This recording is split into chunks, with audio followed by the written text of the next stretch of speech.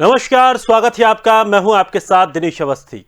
TB यानी Mycobacterium tuberculosis नामक एक बैक्टीरिया से होने वाली संक्रामक बीमारी है।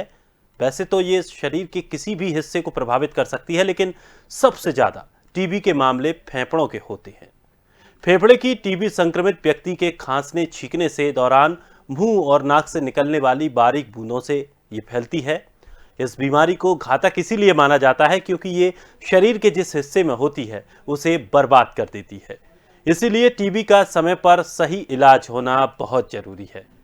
WHO की माने तो टीबी अभी भी दुनिया की सबसे घातक संक्रामक किलर डिजीज में से एक है। हर दिन करीब 4100 लोग टीबी से अपनी जान गंवाते हैं और 28,000 लोग इस बीमारी की चपेट में आते हैं। लोगों को इस बीमारी के प्रति जागरूक करने और इस वैश्विक महामारी को रोकने के प्रयासों में तेजी लाने के लिए हर साल 24 मार्च को विश्व टीबी दिवस मनाया जाता है। कहा जाता है कि डॉक्टर रॉबर्ट कोच ने 24 मार्च 1982 को टीबी के बैक्टीरिया की खोज की थी। इस कारण हर साल 24 मार्च के दिन ही वर्ल्ड टीबी डे मनाया जाता है। हर साल इसकी थीम भी बदलती है। साल 2022 में विश्व तपेदिक दिवस की theme invest to end TB save lives है। आज विश्व टीबी दिवस पर हम जानेंगे कि इस घातक बीमारी से क्या कुछ नुकसान होते हैं, किस तरह से ये फैलती है, कैसे इससे बचा जा सकता है, इसका इलाज कैसे संभव है। इन तमाम विषयों पर आज हम चर्चा करेंगे। चलिए मेहमानों से आपका परिचय कराते हैं और कुछ ही देर में हमारे साथ मेहमान जुड़ने वाले हैं। मेहमानों से आपका परिचय भी कराएंगे, लेकिन उससे पहले आपको कुछ और जानकारी दे दें कि इसको लेकर तमाम बातें कही जाती हैं कि ये ग्रामीण क्षेत्रों में ज़्यादा फैलती है, लेकिन जो अब सर्वे आ रहे हैं उन सर्वों में ये जानकारी साफ तौर पर आ रही है कि अब शहरी क्षेत्र में लोग इससे प्रभावित होने लगे हैं। तो कई ऐसी चीज़ें हैं जहां पर हम लोग रह रहे हैं, वो भी वातावरण भी इसको प्रभावित करता है कि हम किस जगह पर रह रहे हैं, कैसी जगह पर रह रहे हैं, क्या वहाँ पर हमें पर्याप्त धूप मिल पा रही है, हवा मिल पा रही है। तो तमाम ये वजह होती हैं जिनकी वजह से ये बीमारी और पनप जाती है। चलिए, doctor Rashmi Verma general physician, doctor Hemant Mahaur lungs specialist हमारे साथ जुड़ गए हैं। दोनों मेहमानों का बहुत बहुत स्वागत है हमारे कार्यक्रम में। सबसे पहले डॉक्टर हेमंत, आपसे जानना चाहेंगे, आज विश्व टीबी दिवस है, कैसे इसे हम देखते हैं और टीबी ने कितना हमारे देश को प्रभावित किया है और अब हम किस स्तर पर खड़े हैं? मेरा नाम डॉक्टर हेमंत माहौर है। मैं कंसल्टेंट पल्मोनोलॉजिस्ट हूँ टीबी हॉस्पिटल RIRD भोपाल में। टीबी के बारे में ज्यादातर पहले काफी भ्रांतियां थी, आज भी हैं। लोग इसको एक सोशल स्टिग्मा के तौर पर लेते हैं। किसी को अगर टीबी हो जाए तो लोग उससे दूरी बनाकर रहना पसंद करते हैं। इसलिए कई सारे लोग जो इस बीमारी से ग्रसित भी होते हैं वो अपने आप को एक्सपोज नहीं करते, बताना नहीं चाहते कि उनको टीबी की बीमारी है। ऐसी परिस्थिति में होता यह है कि जो बीमार मनुष्य होता है वो अपनी बीमारी को कई सारे लोगों को जाने अनजाने लोगों को ट्रांसफर करता है। इस तरह से बीमारी हर इंसान से दूसरे इंसान में फैल रही है। इसको रोकथाम करने की ये बीमारी ऐसी है, इसको चाहे तो इसका रोकथाम भी की जा सकती है, और अगर किसी को जाने अनजाने बीमारी ग्रस्त कर लेती है तो ऐसी स्थिति में इस बीमारी का उपचार भी संभव है। हमारे जो WHO है उसने अभी 2025 तक टीबी के खत्म करने की प्रण लिया हुआ है। लेकिन जैसा कि हम सब लोग जानते हैं कि पिछले 2-3 सालों में कोविड ने हमारे पूरे विश्व को कितना प्रभावित किया है, इसलिए हमारा जो प्रोग्राम है वो आगे चल के हो सकता है 2-3 साल और आगे चला जाए, लेकिन हमें अपना पूरे प्रयास करना चाहिए टीबी से बचाव का, टीबी से लड़ने का, सब लोगों को जागरूक करने के लिए। इसलिए आज ये 24 मार्च के दिन ये प्रोग्राम आयोजित किया जाता है। वर्ल्ड टीबी डे हम लोग सेलिब्रेट करते हैं लोगों में, देश में, दुनिया में, समाज में जागरूकता लाने के लिए। तो जैसा कि आपने बताया कि हर दिन ये बीमारी कम से कम 4,000 से ज्यादा लोगों को काल के गाल में ग्रसित कर लेती है और लगभग 28,000 से ज्यादा लोग इस बीमारी से प्रतिदिन ग्रसित होते हैं। तो ये बीमारी को फैलने का मुख्य कारण जो होता है वो होता है ड्रॉपलेट इन्फेक्शन। जब कोई बीमारी से ग्रसित व्यक्ति खांसता है, छींकता है, थूकता है, बात करता है, गाना गाता है, तो ये ड्रॉपलेट जो वातावरण में आते हैं वो वायु के द्वारा किसी स्वस्थ व्यक्ति के शरीर में सांस के रास्ते प्रवेश कर जाते हैं। इसी आधार पर इसकी संक्रामकता के आधार पर हम टीबी को 2 भागों में विभाजित कर सकते हैं, संक्रामक और असंक्रामक। यानी कि संक्रामक टीबी यानी पल्मोनरी टीबी, और असंक्रामक टीबी यानी एक्स्ट्रा पल्मोनरी टीबी। यानी कि जो संक्रामक टीबी होती है वो केवल पल्मोनरी टीबी ही होती है। इसके अलावा किसी भी शरीर के अन्य हिस्से की टीबी, देखिए टीबी शरीर के किसी भी हिस्से को प्रभावित कर सकती है। हमारे इसमें कहा जाता है कि टीबी बाल और नाखून को छोड़कर शरीर किसी भी हिस्से को प्रभावित कर सकती है। इसमें घातक बात यह होती है कि जिस हिस्से को प्रभावित करती है उसको अगर उपचार न किया जाए तो उसको पूरी तरह से खत्म कर देती है। तो इसलिए ये बहुत जानलेवा बीमारी भी होती है अगर इसका टाइम से उपचार न किया जाए या लेट उपचार किया जाए तो। और संक्रामक टीबी पल्मोनरी टीबी के अलावा कोई और टीबी फैलने वाली नहीं होती है, ये सब लोगों को जानना चाहिए और समझदारी बतानी चाहिए कि अगर कोई टीबी का मरीज है तो संक्रामक या संक्रामक है ये पता करना चाहिए। और जैसा कि कोविड से हमें तो फायदे भी हुए हैं, थोड़े नुकसान भी हुए हैं। नुकसान तो यही हुआ कि हमारा जो NTP प्रोग्राम है, नेशनल टीबी एलिमिनेशन प्रोग्राम, वो कुछ हद तक आगे पहुंच गया है। और फायदे इसके ये हुए, कुछ लोगों ने मास्क पहनना, सोशल डिस्टेंसिंग फॉलो करना थोड़ा हद तक सीख लिया है। इससे बीमारी का काफी हद तक कुछ केसेस कम भी हुए हैं। तो अगर हम इसी अगर चीज को आगे फॉलो करते रहें, सोशल डिस्टेंसिंग रहें, कफ आचरणों का पालन करें, भीड़ भाड़ वाले इलाकों पे खांसे नहीं, छींके नहीं, थूके नहीं, ठीक ना करें, इस तरह की चीजें अगर ना करें तो इसको काफी हद तक रोका जा सकता है। और अगर किसी में इस तरह के लक्षण उत्पन्न होते हैं, इस तरह के सामान्य लक्षण होते हैं, जैसे किसी को लगातार खांसी हुई है 1 हफ्ते या 2 हफ्ते से ज्यादा, किसी को भूख कम लग रही है, वजन कम हो गया है, या किसी को दांत में पसीना आ रहा है, किसी को काम में मन नहीं लग रहा है, या थकान बहुत ज्यादा होने लगी है, कभी कभी खांसी में खून भी आ सकता है। इस तरह के लक्षण होते हैं टीबी के जो आमतौर पर क्लिनिशियन पकड़ लेते हैं। और इसके आधार पर बहुत सिंपल सी जांच होती है इसकी, बलगम की जांच होती है, स्पुटम की, जिसमें हम पता कर जो टीबी के बैक्टीरिया होते हैं आसानी से पकड़ना जाते हैं। आजकल कुछ मॉलिक्यूलर टेस्टिंग, एडवांस टेस्टिंग भी आ गई जिसके जरिए हम बहुत आसानी से, बहुत कम स्पुटम मात्रा में भी हम उसको टीबी को डिटेक्ट कर लेते हैं। और एक्सरे के द्वारा भी हम पल्मोनरी टीबी को डायग्नोज कर सकते हैं। इसके अलावा अगर कभी कहीं कुछ कमी रह जाती है तो उसकी हम ऊपर की इन्वेस्टिगेशन जैसे कि ब्रोंकोस्कोपी है, CT स्कैन है, इससे ऊपर भी जा सकते हैं। और इसका उपचार बहुत साधारण है अगर टाइम से किया जाए और देख रेख में बिना रुकावट के लगातार किया जाए, जो कि कम से कम 6 महीने का होता है। अगर 6 महीने का उपचार हम देते हैं तो हम टीबी से पूरी तरह से स्वस्थ हो सकते हैं। यानी कि ये बीमारी खतरनाक है लेकिन इसका इलाज संभव है अगर इसको सही समय पर इसका पूरा ट्रीटमेंट लिया जाता है। दर्शकों को ये बात बिल्कुल ध्यान में रखनी होगी कि ये इस तरह की बीमारी है कि इसका ट्रीटमेंट लंबा चलेगा, बीच में आपको बिल्कुल भी नहीं छोड़ना है। कभी कभी ऐसा होता है कि आमतौर पर मरीजों को लगने लगता है कि चलिए डॉक्टर ने 20 दिन की दवाई लिखी है और हमें 10 दिन में उससे आराम मिल जाता है तो हम वो 10 दिन की दवाई नहीं खाते हैं, जबकि ये गलत है। क्योंकि डॉक्टर्स आपको वो दवाई उस आधार पर देते हैं कि जो आपकी शरीर की स्थिति क्या है, बीमारी की स्थिति क्या है, और उसको वो पूरी तरह से ख़त्म कर पाए। लेकिन आप आधा कोर्स करते हैं, आधा छोड़ देते हैं, जबकि फिर वो बीमारी दोबारा से पनप जाती है और उसके कई साइड इफेक्ट भी देखने को मिलते हैं और फिर वो बीमारी बाद में और बढ़ने भी लगती है। तो यहाँ पर जी सर जी इस तरह बीमारी बहुत ज्यादा बढ़ जाती है। और जो सिंपल टीबी है वो बहुत भयानक टीबी, जिसको हम MDR टीबी या XDR टीबी कहते हैं, उसमें तब परिवर्तित हो जाती है।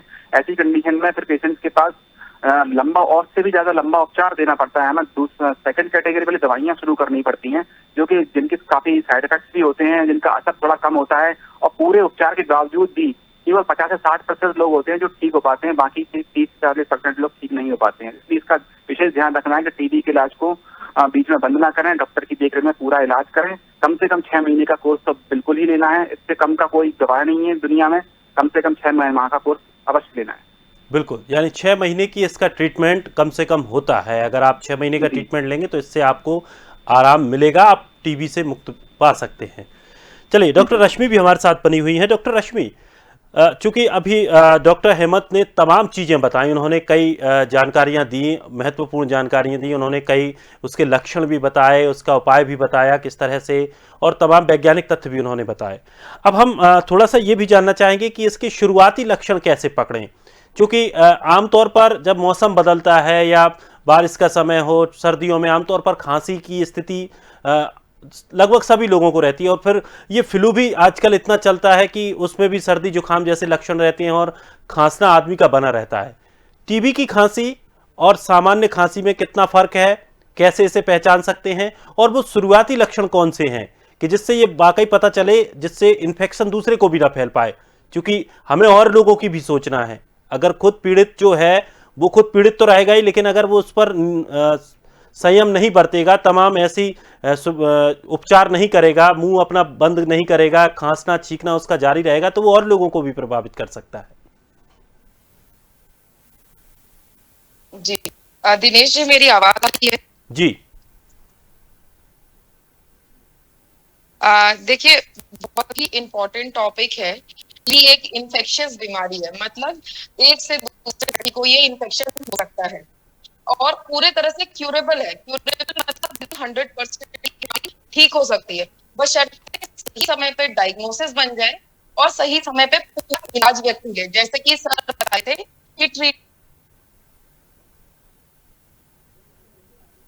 से देखने में आया है कि यदि एक ऐसा व्यक्ति जो टीबी से इन्फेक्टेड, अगर वो सही समय पे ट्रीटमेंट नहीं लेता है तो वो अपने अगल-बगल के 14 से 17 लोगों को टीबी का इन्फेक्शन करवा सकता है। तो कितनी खतरनाक ये बीमारी है, इसका अंदाजा लगाया जा सकता है। अब रही बात कि क्या लक्षण होते हैं टीबी के शुरुआती दौर में। देखिए, टीबी के लिए गवर्नमेंट कितना काम कर रही है, ज्यादा की खांसी टीबी हो सकती है। इसके अलावा यदि खांसी के बलगम आ रहा है और बलगम में खून आ रहा है तो आप कोई कंफ्यूजन और तुरंत डॉक्टर से मिलिए, कोई भी खांसी का मत करिए। इसके अलावा यदि हल्का हल्का बुखार आता है, व्यक्ति कहता है कि दिन भर तो ठीक रहता है बट शाम के समय आते ही हल्का बुखार रहता है, तो यदि ऐसा बुखार हो रहा है, 10 से 12 हो गए हैं और दवाई के बावजूद आराम नहीं हो रहा है, तो डेफिनेटली डॉक्टर से मिलिए और जल्दी आप समय से कराइए। रात में पसीना आना और अचानक रूप से वजन का घटना, मतलब वेट लॉस होना, किसी कारण का ना समझ जाना और वेट लॉस हो रहा है, तो ऐसी कंडीशन में आप डॉक्टर से मिलिए। चलिए डॉक्टर रश्मि, मैं आपके पास वापस आऊंगा। एक्चुअली आपकी आवाज़ जो है वो ब्रेक हो रही है। मैं टीम से कहूंगा कि आपको एक बार फिर से कनेक्ट करें जिससे कि सही तरीके से आपकी आवाज़ हमारे पास तक पहुंच पाए। डॉक्टर हेमंत लगातार हमारे साथ बने हुए हैं। डॉक्टर हेमंत, इसमें टीबी को लेकर कई भ्रांतियां बनाई गई हैं, इसमें कई बातें कही गई हैं। इसमें यह भी कहा जाता है कि जैसे अगर जो टीबी से पीड़ित व्यक्ति है उसको बिल्कुल दूर रख देना चाहिए, उसके करीब नहीं जाना चाहिए, ये बीमारी छूने से भी फैलती है। ऐसा आमतौर पर ग्रामीण क्षेत्रों में इस तरह की भ्रांतियां पाई जाती हैं। कितना इसे सही मानते हैं? जी, कुछ हद तक इसको सही बोल सकते हैं, लेकिन कुछ पूरी तरह से सही नहीं है। जैसा आपने बोला कि टीबी के मरीज को छूने से बीमारी फैलती है, छूने से बीमारी बिल्कुल नहीं फैलती है। मैंने जैसे बताया कि कोई व्यक्ति जैसे जो टीबी का बीमार व्यक्ति है, अगर वो खांसता है, छींकता है और मुंह पर कपड़ा यूज नहीं रखता है, मास्क यूज नहीं करता है और खुले में खांस रहा है, छींक रहा है, थूक रहा है, तो जो ड्रॉपलेट्स होते हैं वो ड्रॉपलेट इन्फेक्शन किसी दूसरे इंसान को फैल सकते हैं। तो ऐसे पर्सन को जनरली हम लोग पहले सैनिटरी सिस्टम हुआ करता था टीबी हॉस्पिटल्स में, टीबी हॉस्पिटल्स बना दिए जाते थे ऐसे हवादार ऊंचे स्थान पर जहाँ पर लोगों का आना जाना कम होता था। तो ऐसे उसको हम बोलते थे आइसोलेशन वार्ड बना दिया जाता है। तो ऐसे परिस्थित लोगों को जब तक कि वो स्पुटम नेगेटिव ना हो जाए, वो असंक्रामक स्थिति में ना पहुंच जाए, तब तक उनको आइसोलेट करके रखा जाता था। तो ये बीमारी इसलिए ज्यादा लोगों को भ्रांतियां हैं कि एक दूसरे से फैल जाएगी, लेकिन हम इसका बचाव कर सकते हैं। ऐसा नहीं कि टीबी के मरीज अगर कोई है तो हम उससे बिल्कुल ही दूरी बना के रखना है या बिल्कुल ही उसको निगलेक्ट कर दें, उसको हीन भावता है। इस तरीके से हीन भावता मनुष्य के शरीर में फैलती है और वो डीमोटिवेट हो जाता है, मतलब हताश हो जाता है। ऐसा हमें नहीं करना है, उसे मोटिवेट करना है, दवाएं खिलानी है। न्यूट्रिशन का बहुत ज्यादा इंपॉर्टेंट है इसमें खाना, क्योंकि टीबी एक तरीके से एक सूखा रोग भी बोलते थे इसको, कि आदमी बिल्कुल सूख जाता है इसमें इंसान का प्रोटीन लॉस इतना ज्यादा होता है, मसल मास इतना ज्यादा लॉस हो जाता है कि एकदम बिल्कुल कंकाल में भी तब्दील हो सकता है मनुष्य। तो इसमें अपने को जो न्यूट्रिशन होता है, जो हाई प्रोटीन डाइट है, उसको लेने के लिए इंकरेज करना चाहिए पेशेंट को। दवाई के साथ साथ पेशेंट से दूरी नहीं बनाए, पेशेंट को मास्क यूज करने का बोले, आप खुद भी मास्क यूज करें। उससे बोले जब भी वो खांसे मुंह पर मोटा कपड़ा रखे, रुमाल रखे, तौलिया रखे, इस तरीके से कफ एटिकेट्स का पालन करें। ये केवल मरीजों के लिए नहीं है, आमजन के लिए भी है, क्योंकि हमें नहीं मालूम कि हमारे समाज में है, हमारे देश में, हमारे साथ में कौन व्यक्ति टीबी से ग्रसित है, कौन टीबी से ग्रसित नहीं है। अगर व्यक्ति सामने खांसेगा, छींकेगा, थूकेगा तो ये ड्रॉपलेट्स दूसरे इंसान में भी जाएंगे और उसको इन्फेक्ट करेंगे। इसलिए लोग इससे दूरी बनाकर रखते हैं, इसलिए इसको सोशल स्टिग्मा कहा जाता है। तो आधी बात आपकी सही है और आधी बात गलत है। चलिए, कम से कम ये भ्रांति कुछ हद तक बहुत क्लियर हुई, क्योंकि तमाम लोगों को इतना डर लगता है कि अगर किसी या कोई टीबी का मरीज है तो उसको बिल्कुल बोले इसको छूना नहीं है, इससे बीमारी फैलती है, छूने से फैल जाती है। तो छूने से बीमारी नहीं फैलती, लेकिन सावधानी रखनी होगी। अगर वो संक्रमित व्यक्ति है, खांस रहा है, छींक रहा है, आप भी मास्क लगाइए, उसे भी मास्क लगाइए, या उसके पास ऐसा कपड़ा रखिए जिससे खांसते छींकते समय वो उस कपड़े का इस्तेमाल कर सके, क्योंकि जो कीटाणु है, जो वायरस है, वो फैले ना। डॉक्टर रश्मि, आप तक मेरी आवाज पहुंच रही है? जी जी जी, अब आप अपनी बात पूरी कीजिए।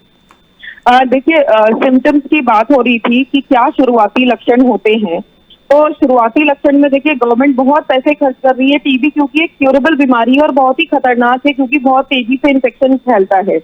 तो यदि किसी व्यक्ति को खांसी आ रही है और 3 हफ्ते से ज्यादा की खांसी है, तो ये टीबी हो सकती है। ये ऐड में हम सब देखते हैं, ये टीबी में खूब ऐड में दिखाया जाता है। तो ये समझने की जरूरत है, शुरुआती दौर में यदि खांसी आ रही है, खांसने के साथ ब्लड आ रहा है, मतलब खून आ रहा है, या बलगम बहुत ज्यादा आ रहा है, इसके अलावा वेट लॉस हो रहा है, मतलब वजन बहुत तेजी से घट रहा है, जैसे कि सर अभी बता रहे थे कि प्रोटीन लॉस, मसल लॉस बहुत ज्यादा होता है शरीर का, कंकाल में तब्दील हो सकता है शरीर। तो यदि आपके परिवार में कोई ऐसा है जिसको खांसी आ रही है या नहीं भी आ रही है और वेट लॉस हो रहा है, तो आप जरूर सोचिए कि इसको कोई गंभीर बीमारी तो नहीं हो रही है।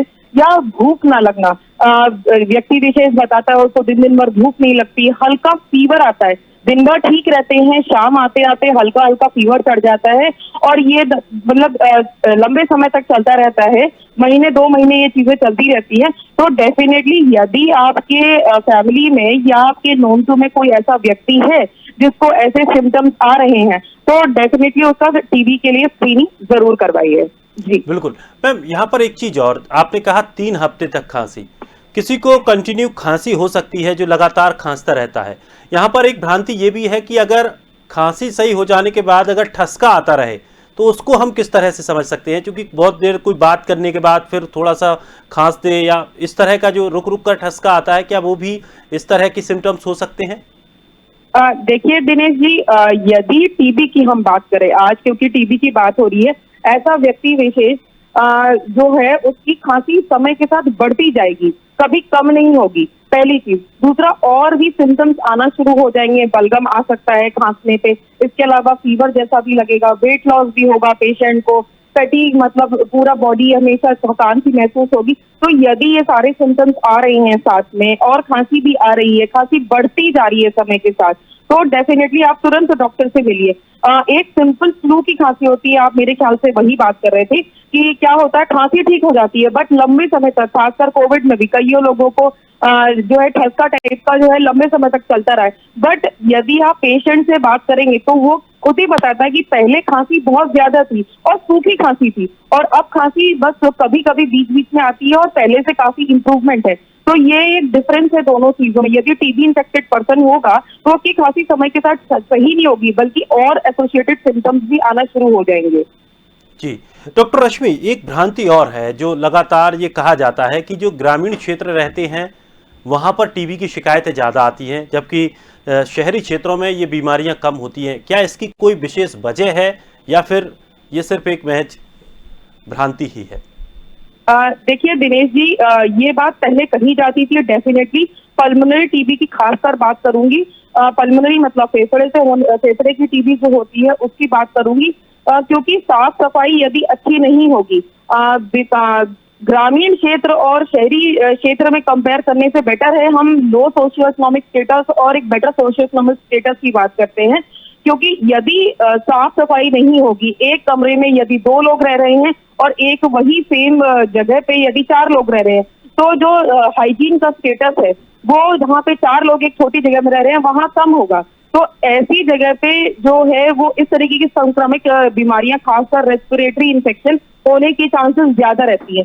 दिनेश जी, एक और चीज आपको बताऊं, क्योंकि अब इस समय बड़े बड़े चीजें होने लगी हैं, ट्रांसप्लांट होने लगे हैं और लोगों को किडनी डिजीज और डायलिसिस और ये सारी चीजें बढ़ गई हैं। तो ऐसे समय में अब जो ग्रामीण और शहरी क्षेत्र की बात जब हम करते थे तो इसका जो डिफरेंस है वो नैरो हो गया है, कम हो गया है। बल्कि देखने में आ रहा है कि शहरी लोगों को अब टीबी के केसेस ज्यादा, खासकर extra pulmonary TB lymph node TB हो गई, इसके अलावा ब्रेन टीबी हो गई, स्पाइन टीबी हो गई, इवन जॉइंट टीबी बहुत कॉमनली देखने को मिल जाती है। यदि आप 10 पेशेंट देखते हैं तो आपको एक ऐसा पेशेंट जरूर मिलेगा जिसको डेफिनेटली टीबी हो सकता है। जी चलिए, यानी कि ये इसके जो शिकार हैं वो बहुत ज़्यादा भी हो जाते हैं, क्योंकि ये संक्रमित बीमारी है, यानी कि संक्रमण से फैलती है। अगर हमने इस पर ध्यान नहीं रखा या संक्रमित व्यक्तियों के संपर्क में हम लोग हैं और वहाँ पर अगर सावधानियाँ नहीं रखी तो ये बीमारी तुरंत फैल सकती है। डॉक्टर हेमंत, एक बात और जानना चाहेंगे, क्योंकि आपने ट्रीटमेंट के बारे में बताया, आपने लक्षण बताए, बहुत सारी चीज़ें बताई। अब इसमें एक जो मैं इस पर स्टडी कर रहा था तो मैंने एक जगह पढ़ा ये कि इसमें एक रहन सहन का भी बड़ा फर्क पड़ता है कि आप जी हाँ। जिस घर में रह रहे हैं वहां पर आपको हवादार कमरों में ही रहना है या एसी वाले जो रूम्स हैं वो उनको थोड़ा सा अवॉइड करना होगा। किस तरह से इसे हम समझ सकते हैं? जी बिल्कुल सही, जैसा कि काफी हद तक मैडम ने भी बताया कि जो ओवर क्राउडेड प्लेसेस होते हैं यहाँ पे, मतलब एक ही घर में, छोटे से घर में 10 लोग रह रहे हैं, तो वहाँ पे हवा का सर्कुलेशन इतना अच्छा से नहीं हो पाता है। अगर एक व्यक्ति ने खाता तो काफी देर तक वो जो बैक्टीरिया है, बैक्टीरिया है, वो उसी वातावरण में, उसी छोटे से कमरे में घूमते रहेंगे। उसी कमरे में जब 4 लोग सांस ले रहे हैं तो बहुत ज्यादा संभावना है कि उनको इन्फेक्शन हो जाए। तो अगर हम किसी बड़े ही जगह पर ये रहेंगे या फिर हवादार, खासकर क्रॉस वेंटिलेशन, जहाँ एक तरफ से हवा आई और दूसरी तरफ से हवा निकल गई, अगर इस तरीके का वेंटिलेशन हम यूज करते हैं या एग्जॉस्ट फैन जो अपने यूज करते हैं, अगर इस तरीके का वेंटिलेशन यूज करते हैं तो पेशेंट में जो वातावरण में जो बैक्टीरिया अगर आए भी हैं तो वो बाहर निकल जाएंगी, डाइल्यूट हो जाएंगी। तो इस तरीके से जो इन्फेक्शन होने की संभावना होगी वो काफी हद तक कम हो जाएगी। तो ये रहन सहन का वातावरण, ये एक फर्क तो ये हो गया। दूसरा फर्क ये होता है कि खाने पीने का। अगर आपकी डाइट अच्छी है, अगर आप अच्छी डाइट फॉलो करते हैं, हाई प्रोटीन डाइट लेते हैं, नियमित रूप से व्यायाम करते हैं, अपने आप को स्वस्थ रखते हैं, तो आपकी इम्यूनिटी बहुत ज्यादा अच्छी रहेगी। अगर आपकी इम्यूनिटी अच्छी होगी तो बेशक आप इन्फेक्ट हो गए हैं, लेकिन वो आपका इन्फेक्शन डिसीज में परिवर्तित नहीं हो पाएगा। क्योंकि जब एक टीबी का व्यक्ति किसी के ऊपर खांसता है, छींकता है, तो अगर वो 100 लोगों को इन्फेक्ट कर रहा है तो उसमें से कम 10 लोगों को टीबी होने की संभावना है। उनमें से 90% लोगों को टीबी नहीं होगी क्योंकि उनकी इम्यूनिटी बहुत ज्यादा अच्छी है। उन 10 लोगों की इम्यूनिटी वीक होने की वजह से उन लोग को टीबी होने की संभावना बहुत ज्यादा है। तो खान पीन का, रहन सहन का और इम्यूनिटी अच्छी रखने का फायदा बहुत ज्यादा मिलता है। तो ये इसको हम रहन सहन को से लेकर जोड़ सकते हैं। बिल्कुल, और ये काफ़ी महत्वपूर्ण जानकारी है कि खान पान भी इसमें ज़रूरी है। और दूसरी चीज़, ये लगभग इसके जो सिम्टम्स हैं वो कोरोना जैसे ही हैं। कोरोना के सिम्टम्स में एक बहुत विशेष बात थी कि उसमें सांस फूलना, जो एक जिसको हम बोलते थे कि एक मतलब लाइफ थ्रेटनिंग सिम्टम्स होता था, सांस फूलना, ऑक्सीजन की कमी होना। इसमें जनरली ऑक्सीजन की कमी आखिरी स्टेज पे जाके होती है, जब पूरा फेफड़े एकदम गल चुके होते हैं। गैस के आदान प्रदान के लिए जो फेफड़े होते हैं उनमें सरफेसी नहीं बचती है, वो आखिरी स्टेज तक पहुंचती है बीमारी। लेकिन शुरुआती स्टेज में इस तरह की कोई परेशानी नहीं आती मरीज को। मरीज के सिम्टम्स वैसे ही होते हैं जैसे कि मैडम ने बताया। पेशेंट को लो ग्रेड फीवर, नाइट के टाइम में बना रहना, भूख कम लगाना, असामान्य रूप से वजन का कम होना, नाइट सोते समय पसीना आना, थकान बने रहना, कभी कभी खांसी में खून आना, बलगम आना, इस तरीके के सिम्टम्स ज्यादा मिलते हैं। सांस फूलना बहुत बाद में मिलता है जो टीबी कॉम्प्लिकेशंस की वजह से होता है। इसमें न्यूमोथोरैक्स हो या प्लूरल एफिजन हो या रेस्पिरेटरी फेलियर के टाइप से। अगर डॉक्टर हेमंत, सोने के समय, अब चूंकि गर्मियों का मौसम है, गर्मियों में सोते समय आमतौर पर देखा जाता है कि बालों में और या जिस तरफ हम तकिए पर सर रखकर सो रहे हैं उस हिस्से में पसीना आ जाता है आमतौर पर। इसे उससे जोड़ें कि नहीं? नहीं, इसके साथ बाकी सिम्टम्स को भी जोड़ना जरूरी है। केवल पसीना आना ही एक लक्षण नहीं है इसका, आपको बाकी सिम्टम्स भी लेके साथ में चलना पड़ेगा कि और भी सिम्टम्स तो साथ में नहीं है। भूख तो कम नहीं लग रही, वजन तो कम नहीं हो रहा, खांसी तो नहीं है, खांसी में खून तो नहीं आ रहा है। और खासकर जिनके घर में या आसपास में कोई ज्ञात टीबी का मरीज है, जिसको पहले परिवार में टीबी की हिस्ट्री रही है कि परिवार में किसी को टीबी थी, तो ऐसे लोगों में भी टीबी की संभावना होने की संभावना बहुत ज्यादा रहती है। तो ऐसे लोगों को ज्यादा प्रिकॉशन बरतना चाहिए। चलिए, डॉक्टर हेमंत, आज चूंकि विश्व टीबी दिवस है, आप कुछ हमारे दर्शकों को कुछ संदेश देना चाहें? यही संदेश देना चाहूंगा, जैसे कि मैंने बताया कि टीबी एक प्रिवेंटेबल एंड क्योरेबल डिजीज है। प्रिवेंटेबल यानी इसकी रोकथाम की जा सकती है, क्योरेबल जिसको अपन ठीक कर सकते हैं। तो अब जो लक्षण हम लोगों ने अभी डिस्कस किए, अगर ऐसे भी सिम्टम्स किसी भी आपको या आपके परिवार में, समाज में किसी को भी हैं, तो बिना किसी देर के वो नजदीकी स्वास्थ्य केंद्र पर जाए। सभी सरकारी स्वास्थ्य केंद्रों पर इसका निःशुल्क उपचार निदान उपलब्ध है। और अगर किसी को इस तरह की सिम्टम्स अगर हैं तो उसको सबसे पहले बचाव के लिए अपना भी बचाव करना है और अपने परिवार के, अपने समाज का, अपने मित्रों को उनकी वजह से इन्फेक्शन ना हो, उसके लिए मास्क का उपयोग करना है, सोशल डिस्टेंसिंग का उपयोग करना है, खांसते छींकते समय मुंह पे तो रुमाल या कपड़ा, मोटा मोटा तौलिया वगैरह इस तरह का यूज करना है। अगर कभी कभी हमारे पास कुछ नहीं होता है, रुमाल नहीं है, कपड़ा नहीं है, तो कई बार लोग अपने हाथों पर ही खांस देते हैं, तो वो भी करना गलत है। आपने अपने हाथों पर खांसा और उन्हीं हाथों को आपने किसी को छू लिया, टच कर लिया।